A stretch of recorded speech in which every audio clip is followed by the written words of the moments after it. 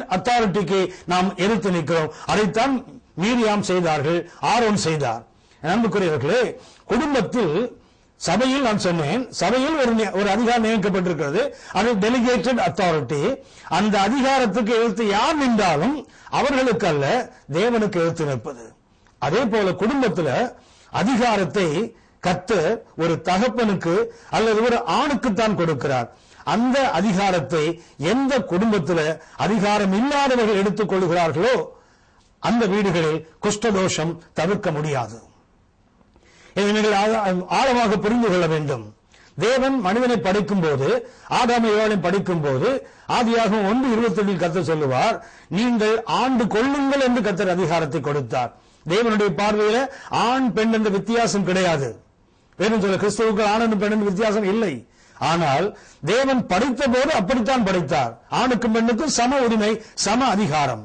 ஆனால் ஆதியாகமம் 3ஆம் அதிகாரத்தில் அலகையினுடைய வஞ்சகத்துக்கு அவர்கள் உட்பட்ட போது, உட்பட்டு தேவன் கொடுத்த அந்த உரிமையை அவர்கள் இழந்த போது, ஆதியாகமம் 3ஆம் அதிகாரம் 16ஆம் வசனத்தில் கர்த்தர் சொல்லுவார், இனி உன் ஆசை அவனை பற்றி இருக்கும், அவன் உன்னை ஆண்டு கொள்வான். தேவன் 2 பேருக்கும் தான் அதிகாரத்தை கொடுத்தார். அவர்களை ஆணும் பெண்ணுமாகத்தான் சிருஷ்டித்தார். தேவனுடைய பார்வையில் ஆண் பெண் இந்த வித்தியாசம் இல்லை. ஆனால் ஒரு பெண் தன்னுடைய அதிகாரத்தை அவர்கள் அதை பயன்படுத்த அல்லது அதை பாதுகாத்துக் கொள்ள தெரியாத போது தேவன் அந்த அதிகாரத்தை மட்டுப்படுத்துகிறார். அவர்களை ஒரு ஆணுக்கு இல்லை என்றால் ஒரு கணவனுக்கு அவர்களை மட்டுப்பட்டவர்களாக வைக்கிறார். ஆனால் இன்றைய கிறிஸ்தவ உலகத்தில், இன்றைய ஆவிக்குரிய உலகம் என்று சொல்லுகிறார்களே, இதில் பார்ப்பீர்களானால் 99 விழுக்காடும் ஆண்கள் பெண்களால் ஆளப்படுகிறார்கள். இதை சொல்வதில் ஒன்றும் வருத்தமில்லை, வேதனை உண்டு. அன்புக்குரியவர்களே, பொதுவாக டானிஷ் நாட்டில் ஒரு பழமொழி இருக்கிறது, நம்ம நாட்டில் இல்லது. டானிஷ் நாட்டில் ஒரு பழமொழி இருக்குது, எந்த வீட்டில் பெட்டைக்கோடு கூவுகிறதோ அந்த வீட்டை விட்டு சாபம் போகாதுன்னு டானிஷ் நாட்டில் எழுதி வச்சிருக்கான். தமிழ்நாட்டில் அவ்வளவு தைரியம் யாருக்கு இல்லைன்னு நினைக்கிறேன். ஆகையினால டானிஷ் நாட்டில் அந்த பழமொழி எழுதி வைத்திருக்கிறார்கள், பெட்டைக்கோழி கூவக்கூடாது, சேவல் தான் கூவ வேண்டும். தேவனால் அதிகாரம் பெறாதவர்கள் அந்த அதிகாரத்தை எடுத்துக்கொள்ளக் கூடாது.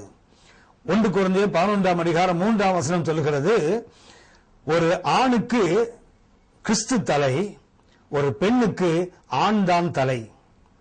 யோசிக்க வேண்டியது, சிந்திக்க வேண்டியது தலைதானே தவிர கை கால் அல்ல. அதாவது ஆள வேண்டியது ஆண் தானே தவிர பெண் அல்ல. 1 தீமோத்தேயு 2ஆம் அதிகாரம் 12 முதல் 14 வசனங்களை வாசிக்கும் போது அங்கே வேதம் மிக தெளிவாக சொல்லுகிறது, உபதேசம் பண்ணவும் ஒரு ஆணை அதிகாரம் பண்ணவும் ஒரு பெண்ணுக்கு அதிகாரம் இல்லை என்று வேதம் சொல்ல. ஏனென்றால் வஞ்சிக்கப்பட்டது ஒரு ஆண் அல்ல, ஒரு பெண் தான். அதிகாரத்தை இழந்தவர்கள் பெண் தானே தவிர ஆண் அல்ல. ஆகவே தேவன் கொடுத்த அதிகாரத்தை உள்ளவர்களுக்கு அதிகாரம் இல்லாதவர்கள் ஆளக்கூடாது. ஆண்டவராகிய இயேசுவை நோக்கி பாருங்கள், அவர் நமக்கு நீங்கள் நானும் பின்பற்றி வருவதற்கு ஒரு அடிச்சுவடை வைத்து போயிருக்கிறார். என்ன அடிச்சுவடு என்றால், அவர் வானத்திலும் பூமியிலும் சர்வ அதிகாரம் பெற்றவர். ஆனால் அந்த சர்வ அதிகாரம் பெற்றவர் தன்னுடைய அதிகாரம் எல்லாவற்றையும் இழந்தார். அதிகாரம் உள்ளவரே அதிகாரம் இல்லாதவரை போல் இந்த உலகத்தில் வாழ்ந்தார். ஆனால் அதிகாரம் இல்லாதவர்கள் அதிகாரம் உள்ளவர்களைப் போல் வாழ்ந்தால் குடும்பத்தில் கண்டிப்பாக அது குஷ்டதோஷத்தை கொண்டு வரும். பிள்ளைகளுக்கு சொல்லுகிறேன், பெற்றோருக்கு கீழ்ப்படிவது நியாயம் மாத்திரமல்ல, பெற்றோருக்கு பிள்ளைகள் கீழ்ப்படிவது அவர்களுக்கு நீண்ட ஆயுளையும் நல்ல ஆசீர்வாதமான வாழ்க்கையும் கொடுக்கும் என்று எபேசியர் 6ஆம் அதிகாரம் 1 முதல் 3 வசனங்களை வாசிக்கிறோம். எபேசியர் 6ஆம் அதிகாரம் 1 முதல் 3 வசனங்கள் மிக தெளிவாக சொல்லுகிறது, பிள்ளைகளே உங்கள் பெற்றோருக்கு கர்த்தருக்குள் கீழ்ப்படியுங்கள், இது நியாயம். ஏனென்றால் இதுதான் வாக்குத்தத்தமுள்ள முதலாம் கற்பனை என்று 3ஆம் வசனத்தில் வாசிக்கிறோம்.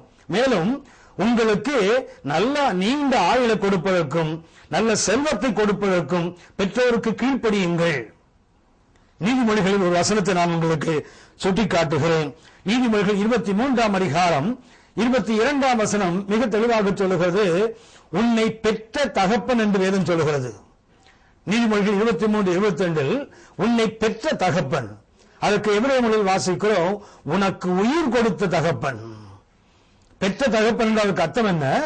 உனக்கு உயிர் கொடுத்த தகப்பன். வாழ்க மகனே மகளே, பெற்றோருக்கு நீ கீழ்ப்படியாத போது தேவன் அவர்களுக்கு கொடுத்த அதிகாரத்தை நீ மிஞ்சி போகிறாய்.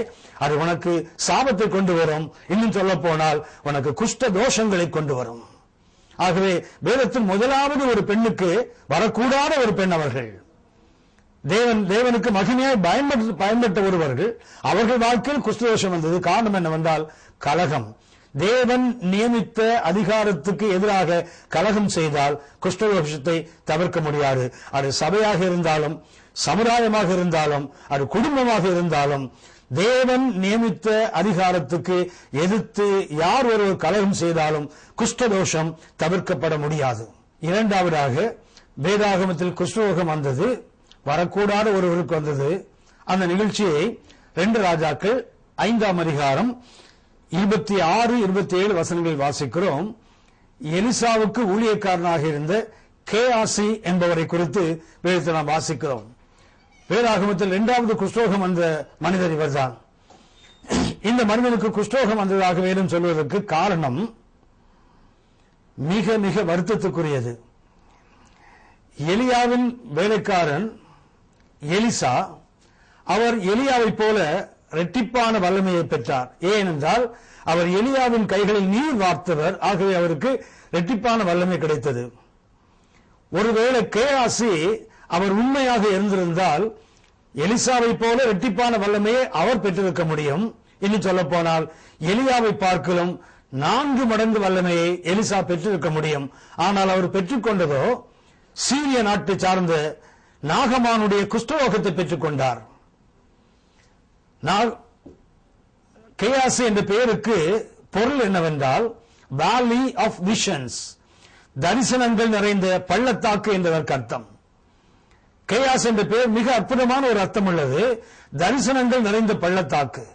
ஆனால் அவர் வாழ்க்கையில் குஷ்டரோகம் நிறைந்திருப்பதை நாம் பார்க்க முடிகிறது. காரணம் என்ன? தேவன் அருவருக்கின்ற முதலாவது பாவம் அது கலகம். அதைத்தான் மீரியாம் அவர்கள் செய்தார்கள். 2வது பாவம் தேவன் அருவருப்பது மாய்மாலம், ஹிப்போக்ரசி. மாய்மாலத்தை கர்த்தர் அருவருக்கின்றார். ஐயோ என்று இயேசு சொல்லுகின்ற, திரும்ப திரும்ப சொல்லுகின்ற ஒரு தவறு மாய்மாலம் தான். ஆவிக்குரிய உலகத்திலும் குடும்பத்திலும் இன்றைக்கு மாய்மாலம் தான். வேதம் சொல்லுகிறது மனிதன் வேஷமாகவே திரிகிறான். மனிதர்கள் நடிகர்களாகவே மாறிவிட்டார்கள். நடிப்பு இன்றைக்கு ஆவிக்குரிய உலகத்திலும் குடும்பத்திலும் தவிர்க்க முடியாததாக மாறிக்கொண்டே வருகிறது. இந்த கேயாசிக்கு குஷ்டரோகம் வந்ததற்கு காரணம் அவர் மாய்மாலம் என்று சொன்னேன்.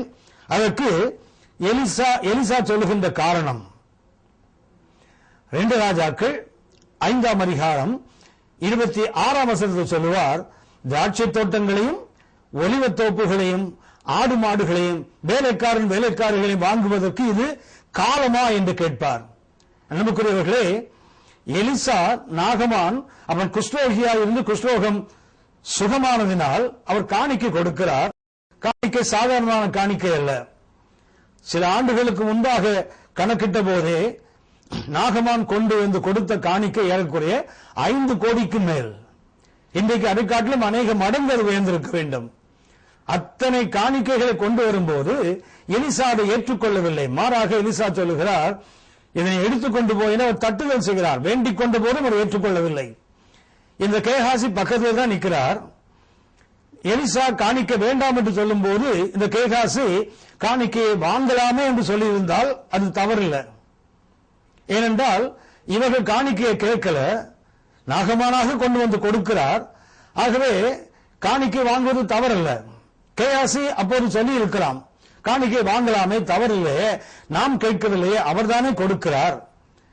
எலிசா காணிக்கை வாங்காததுக்கு வேறு காரணம். அவர் இப்போதுதான் சுகமடைந்திருக்கிறார். அவர் உள்ளத்துக்குள்ள எந்த அளவுக்கு மாறுதல் வந்திருக்கிறது தெரியாது. அவன் உடலில் சுகமாக இருக்கிறான், உள்ளத்துக்குள் சுகமானா தெரியாது. ஆகவே ஒரு தெய்வீக சுகம் பெற்ற காணிக்கையை வாங்கினால் அது கூலியாக மாறிவிடக் கூடாது என்பதற்காக அவர் அதை தட்டுதல் செய்கிறார். ஆனால் கேகாசி வாங்க வேண்டும் என்றால் எலியாவோடு அப்படி சொல்லி இருக்கலாம், ஐயா தகப்பனே நான் வாங்குவது தவறு இல்லை, நான் கேட்கிறதை அவர்தானே கொடுக்கிறார் என்று. ஆனால் கேகாசி அதை வாங்காதவர் போல கூட நின்றுவிட்டு, அது வேண்டாம் என்பது போல கூட நின்றுவிட்டு, நாகமான் சென்ற பிறகு அவன் பின்னே சென்று அந்த காணிக்கைகளை வாங்குகிறாரே, அப்போது வேதம் என்று சுட்டி காட்டுகிறது. எலிசா சொல்கிறார், அவனுடைய குஷ்டரோகம் உன்னை பிடிப்பதாக. அவனை மாத்திரமல்ல, அவன் சந்ததியை சேர்த்து பிடிக்கிறது. அன்புக்குரியவர்களே, மாய்மாலம் தேவன் எந்த காலத்திலும் அருவருக்கின்ற ஒன்று. அதாவது நடிப்பது. மாய்மாலம் ஆங்கிலத்தில் ஹிப்போக்ரசி என்று சொல்லுகிறார்களே. ஹிப்போக்ரசி என்றால் ஹிப்போக்ரசிஸ் என்ற ஒரு கிரேக்க வார்த்தை. அதன் அர்த்தம் என்னவென்றால் நடிகர்கள், நடிப்பவர்கள். தேவன் எந்த காலத்திலும் யாரும் நடிப்பதை விரும்பாதவர். மத்தேயு 5:27 இயேசு சொன்னார், உள்ளதை உள்ளதென்று சொல்லு, இல்லதை இல்லதென்று சொல்லு, அதுக்கு மிஞ்சி போனால் அது விருதாவாக இருக்கும். ஆனால் இன்றைக்கு நடிக்கிறார்கள். கணவன் மனைவி நடிக்கிறார், மனைவி கணவனிடத்தில் நடிக்கிறார்கள், ஊழியர்கள் விசுவாசிகள் நடிக்கிறாங்க, விசுவாசிகள் ஊழியர்கள் நடிக்கிறார்கள், சமுதாயத்தில் நாம் நடிக்கிறோம். எல்லா இடங்களிலும் இந்த நடிப்பு பரவலாக வந்து கொண்டிருக்கிறது. தேவன் அருவருக்கின்ற இரண்டாவது தவறு, இரண்டாவது பாவம், அது மாய்மாலம். இந்த மாய்மாலம் கேயாசியின் வாழ்க்கையில ஒரு குஷ்டரோகத்தை கொண்டு வருகிறது. 2 ராஜாக்கள் 5:26 எலிசா கேயாசியோடு பேசும்போது அவர் இதை சுட்டி காட்டுவார். இது காலமா என்று ஒன்றை கேட்கிறாரே. ஏன் எலிசா அந்த சுட்டி காட்டினார் என்றால், இது 2 ராஜாக்கள் 5ஆம் அதிகாரத்தில் இந்த குஷ்டரோக நிகழ்ச்சி நடக்கிறது. ஆனால் 2 ராஜாக்கள் 4ஆம் அதிகாரத்தை நாம் பார்ப்போமானால் அங்கே தீர்க்கதரிசிகள் பஞ்சத்தில் வாடுகிறார்கள். 2 ராஜாக்கள் 4ஆம் அதிகாரம் 38 முதல் 44 வரை வாசிப்போமானால் அங்கே தீர்க்கதரிசிகள் சாப்பிடுவதற்கு உணவில்லாமல் அவர்கள் கூடி வந்திருக்கும் போது, கூழ் காய்ச்சும் போது பேய் கொமட்டிக்காயை போட்டு அது விஷம் நிறைந்தது என்று தெரிந்திருந்தும் அதை சாப்பிட்டு வாழ வேண்டும் என்று விரும்புகிறார்கள். அந்த அளவுக்கு கொடிய பஞ்சம். ஆனால் இவர்கள் ஒரு அப்பத்தை 5 பேருக்கு கொடுக்கிறார்கள். அந்த அளவுக்கு வறுமை, அந்த அளவுக்கு பஞ்சம்.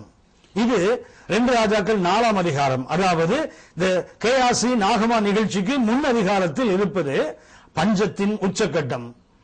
2 ராஜாக்கள் 6ஆம் அதிகாரம், அதாவது இந்த நிகழ்ச்சிக்கு அடுத்த அதிகாரத்தை பார்ப்போமானால் அங்கே தீர்க்கதரிசிகளின் புத்திரருக்கு அவர்கள் தங்குவதற்கு இடமில்லை.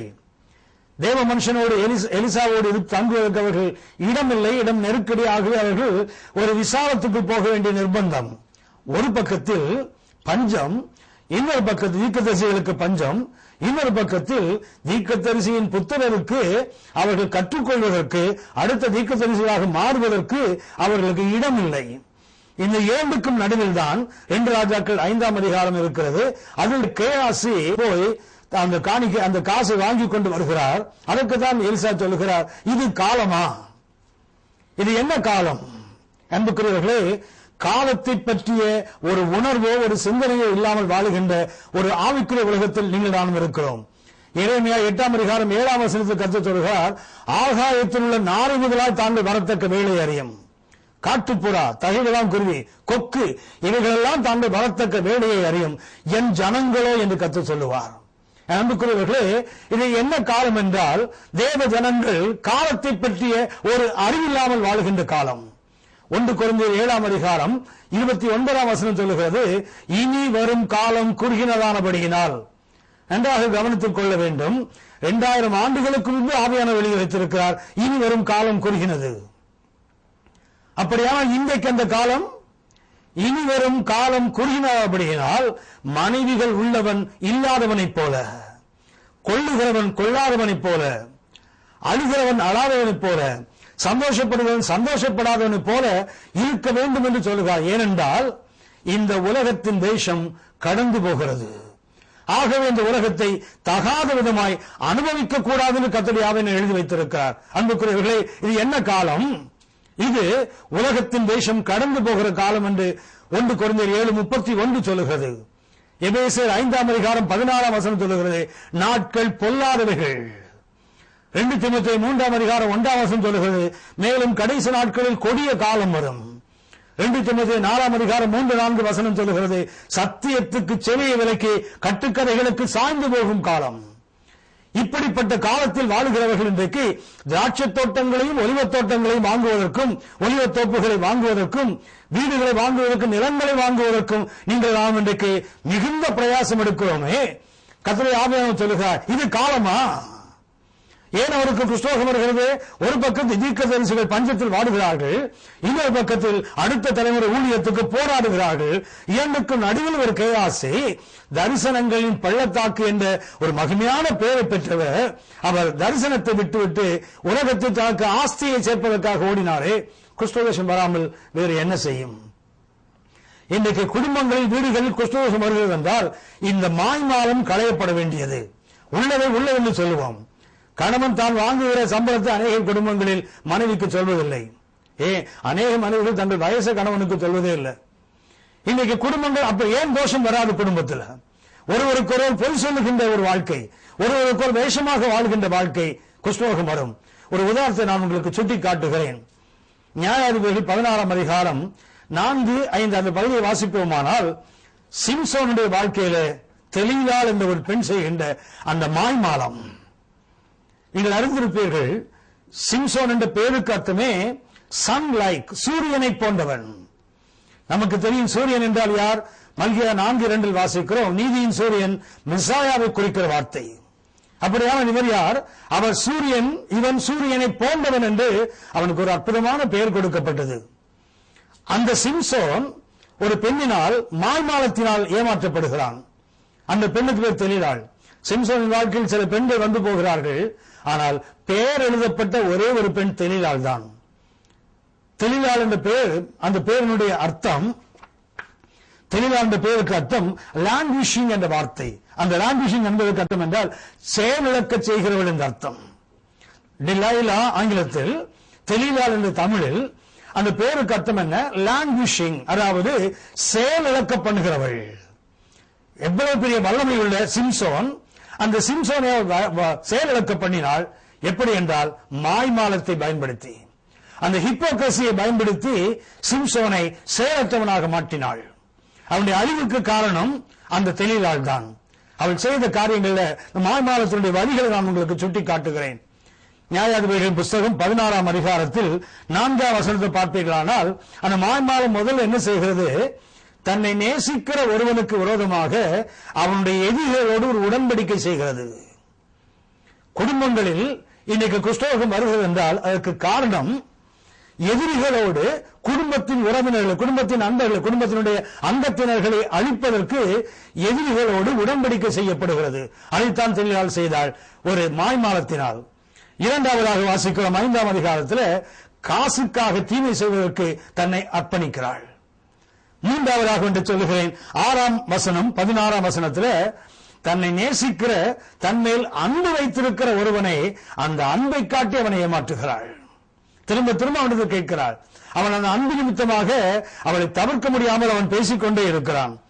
அந்த அவள் அன்பை காட்டி முதல் அவனை நெருக்கினாள், பின்பு அலட்டினாள், அடுத்தது அவனை சாகத்தக்கதாய் துன்பப்படுத்தினாள். அந்த அவளுடைய வாழ்க்கையை பார்ப்பீங்கன்னா, அவள் அந்த அன்பை பயன்படுத்தி முதல்ல அவனை நெருக்கினாள், பின்பு அவனை அலட்டினாள், பின்பு சாகத்தக்கதாய் அவனுடைய மனதை மனமடி உண்டாக்கினாள் என்று வேதம் சொல்லுகிறது. மாய்மாலம் இதைத்தான் செய்கிறது. இன்னும் ஒன்று நான் சுட்டி காட்டுகிறேன். அவளுடைய வாழ்க்கையில 4வது, சிம்சோனுடைய பலவீனத்தை பயன்படுத்தி அவனை காட்டிக் கொடுத்தாள். அவனை தூங்க வைத்து அவன் தூங்கும் போது அவனை காட்டிக் கொடுக்கிறாள். 5வது மிக முக்கியமானது, தேவனால் அபிஷேகம் பண்ணப்பட்ட ஒரு மனிதனை, இஸ்ரவேலை ரட்சிப்பதற்காக சிம்சோனை கர்த்தர் அபிஷேகித்தார். ஆனால் இந்த சிம்சோனை தேவனால் அபிஷேகம் பண்ணப்பட்ட ஒரு மனிதனை அவள் சாவதற்கு, கொல்லுவதற்கு திட்டமிட்டாள். மாய்மாலம் என்ன செய்யும் என்றால், ஒன்று எதிரியோடு ஒரு உடன்படிக்கையை செய்ய தூண்டும். இரண்டாவதாக மாய்மாலம் காசுக்காக எதையும் செய்யும். மூன்றாவதாக அன்பை காட்டி ஒருவனை அவனுக்கு காட்டிக் கொடுக்க தூண்டும். நான்காவதாக அவனுடைய பலவீனத்தை பயன்படுத்தி அவனை காட்டிக் கொடுக்க தூண்டும். எல்லாவற்றுக்கும் மேலாக தேவன் கொடுத்த அபிஷேகத்தை அழிப்பதற்காக அவனை தூண்டும். அன்புக்குரியவர்களே, இந்த மாய்மாலம் இதைத்தான் செய்தது. கேயாசி இன்றைக்கு குஷ்டரோகியாக மாறி நிற்கிறான் என்றால் காரணம் அவனுக்கு இந்த மாய்மாலம். மூன்றாவது ஒரு காரணத்தை நான் சுட்டி காட்டுகிறேன். வேதாகமத்தில் மூன்றாவது ஒருவருக்கு குஷ்டரோகம் வந்தது என்றால் அது உசியா என்ற யூதாவின் ராஜா. வேதத்தை பார்க்கும்போது முதல் இஸ்ரவேலின் ராஜா சவுல், அடுத்தது தாவீது, அடுத்தது சாலமோன். இந்த 3 பேரும் 40 ஆண்டுகள் ஆட்சி செய்தார்கள். சாலமோனுக்கு பின்பு இஸ்ரவேல் 2ஆக பிரிந்தது. ஒன்று யூதேயா, மற்றொன்று இஸ்ரவேல். இரண்டும் சேர்த்து சமஸ்த இஸ்ரவேல் என்று பெயர் சொல்லப்படுவதுண்டு. இந்த யூதாவில் 20 அரசர்கள் வருகிறார்கள், இஸ்ரவேலில் 19 அரசர்கள் வருகிறார்கள். இந்த இஸ்ரவேலின் 19 அரசர்களில் ஒருவர் கூட நல்லவர் அல்ல. ஆனால் யூதாவில் உள்ள அந்த 20 அரசர்களில் 8 பேர் நல்லவர்கள். அதில் மிகச் சிறந்தவாக சொல்லப்படுகிறவர் இந்த உசியா. உசியா என்ற பெயருக்கு அர்த்தமே ஸ்ட்ரெங்த் ஆஃப் யாவே, யெகோவாவின் வல்லமை, பலம் என்ற அர்த்தம். அவ்வளவு அற்புதமான பெயரை பெற்றவர், ஒரு சிறந்த அரசனாக இருந்தவர். இந்த அரசன் வாழ்க்கையிலும் குஷ்டரோகம் வந்தது. 2 நாளாகமம் 26ஆம் அதிகாரம் 16 முதல் 20 வசனங்கள் நாம் வாசித்து பார்ப்போமானால், அங்கே அவன் பலப்பட்டான் என்று பேரும் சொல்லுகிறது. அவர் பலப்படும் முன்பாக அவர் வாழ்க்கையில் நடந்த அனுபவங்களை பார்ப்பீர்களானால் 2 நாளாகமம் 26ஆம் அதிகாரம் 5ஆம் வசனத்தை வாசிப்பீர்களானால், இந்த உசியா தன் தேவனை தேட மனதாய் இருந்தபோது, அவன் தேவனை தேடின போது வேறும் சொல்லுகிறது, தேவன் அவனுடைய காரியங்களை எல்லாம் வாய்க்க செய்தார். இரண்டாவதாக 2 நாளாகமும் 26:7 வசனத்தில் வாசிக்கிறோம், அவன் எதிரியோடு யுத்தம் செய்ய போகும்போது தேவன் அவனுக்கு துணை செய்து எதிரியை வெல்லுவதற்கு அவனுக்கு பலப்படுத்தினார், சகாயம் செய்தார். மூன்றாவதாக இந்த உசியா அவன் எதிரிகளுக்கு தன்னுடைய நாட்டை பாதுகாப்பதற்கு அநேக அறங்களை ஏற்படுத்துகிறார், அநேக ஆயுதங்களை உருவாக்குகிறார், ராணுவத்தை பலப்படுத்துகிறார். அவருடைய புகழ் பரவினது. மாத்திரமல்ல, அவன் பலப்பட்டான். அவன் பலப்படும் மட்டும் அவனுக்கு எல்லாமே அனுகூலமாக இருந்தது என்று 2 நாளாகமும் 26:15 வாசிக்கிறோம். அவனுக்கு 3 ஆசீர்வாதங்கள் இருந்தது. ஒன்று, அவன் கர்த்தரை தேடின போது காரியம் வாய்த்தது. அவன் எதிரியோடு யுத்தம் செய்ய போன போது கர்த்தர் அவருக்கு துணை நின்று வெற்றியை கொடுத்தார். மூன்றாவதாக அவர் என்னென்ன செய்தாரோ எல்லாம் வாய்த்தது, அவருடைய புகழ் பரவினது, பலப்பட்டார். எல்லாமே அவருக்கு ஆச்சரியமாய் அனுகூலமானது. ஆனால் 2 நாளாகவும் 26:16 வாசிக்கிறோம், அவன் பலப்பட்ட போது அவனுக்கு கேடு உண்டாகத்தக்கதாய் மனமேட்டிமை உண்டானது.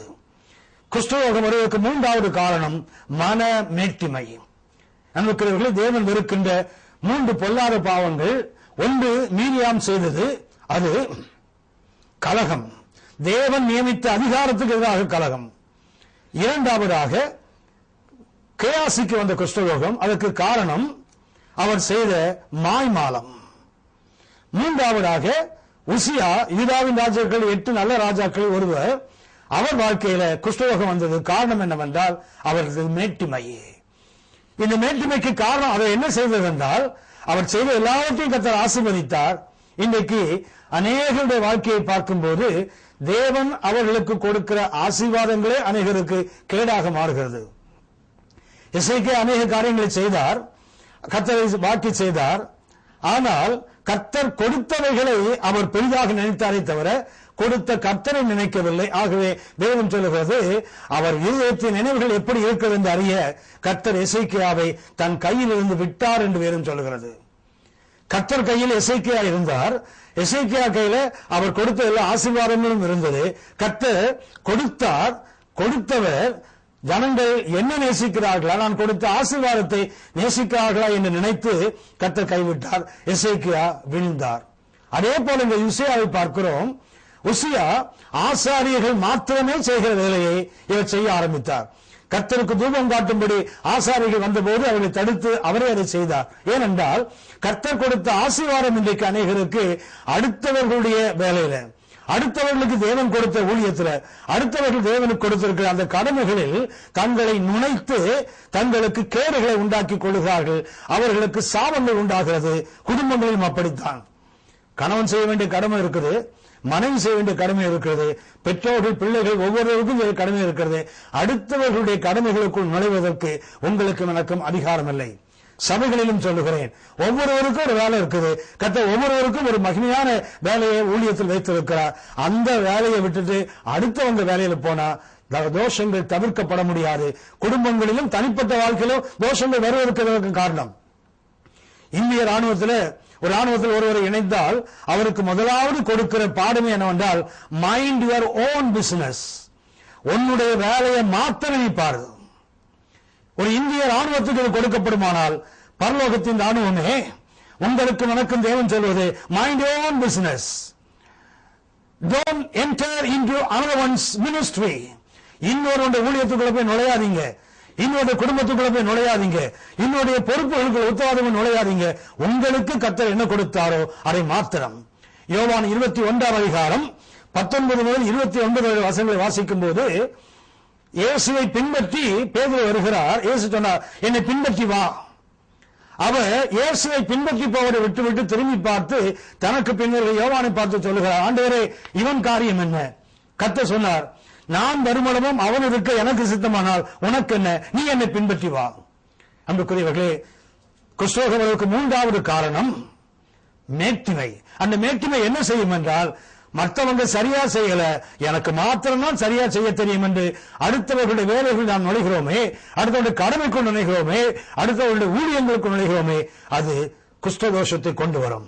திரும்ப சொல்லுகிறேன், லேவியராகும் 14 அதிகாரம் 34 வசனத்தில் கர்த்தர் சொல்லிவிட்டார், வீட்டை கொடுக்கிறவரும் அவர்தான், வீட்டிலே குஷ்டதோஷத்தை வர பண்ணினால், வர வேண்டும் என்று அவசியம் இல்லை, வர பண்ணினால் கர்த்தர் மிக தெளிவாக சொல்லுகிறார், வீட்டை கொடுக்கிறவரும் அவர்தான், குஷ்டதோஷத்தை கொடுத்தவரும் அவர்தான். வேதாகமத்தில் பழைய ஏற்பாட்டில் 3 மிக முக்கியமானவர்கள், 3 பேருக்குமே குஷ்டரோகம் வந்திருக்க கூடாது. ஒருவர் ஒரு அற்புதமான பரிசுத்தவாட்டி மேரியாம், இன்னொருவர் தரிசனங்களின் பள்ளத்தாக்கு எலியாவை போல 4 மடங்கு வல்லமையோடு ஊழியம் செய்ய வேண்டிய கேயாசி, மூன்றாவதாக யூதாவின் ராஜாக்கள் தலைசிறந்த ராஜாக்கள் ஒருவர் உசியா. இந்த 3 பேருக்கும் குஷ்டரோகம். காரணம் என்னவென்றால், ஒன்று கலகம், 2வது மாய்மாலம், 3வது மேட்டிமை. தேவன் அருவருக்கின்ற இந்த தவறுகள் உங்கள் குடும்பத்திலே, உங்கள் தனிப்பட்ட வாழ்க்கையில் இருக்குமானால் குஷ்டதோஷத்தை தவிர்க்க முடியாது. கர்த்தர் நோக்கி பார்ப்போம், ஜெபிப்போம். எங்கள் அன்பின் பரலோக பிதாவே, லேவியராகும் 14 அதிகாரம் அந்த 34 வசனத்தை எங்களோடு பேச தேவரை சுத்தம் கொண்டபடியினால் உமக்கு நன்றி. நீ வீட்டை கொடுக்கிறவர் மாத்திரமல்லையா, வீட்டிலே குஷ்டதோஷத்தை வரப்பண்ணுகிறவரும் என்று வேறும் சொல்லுகிறது. ஒருவேளை எங்கள் குடும்பங்களில் குஷ்டதோஷங்கள் இருக்குமானால், தனிப்பட்ட வாழ்க்கையில் இருக்குமானால், அவைகளை களைந்துவிட எனக்கும் எங்களுக்கும் தகப்பன் இந்த 3 தவறுகளிலிருந்து நாங்கள் வெளியே வர, இவைகளை சரிப்படுத்த எங்களுக்கு வேண்டிய கிருபைகளை தாங்க. இயேசுவின் மூலம் பிதாவே, ஆமென், ஆமென், ஆமென்.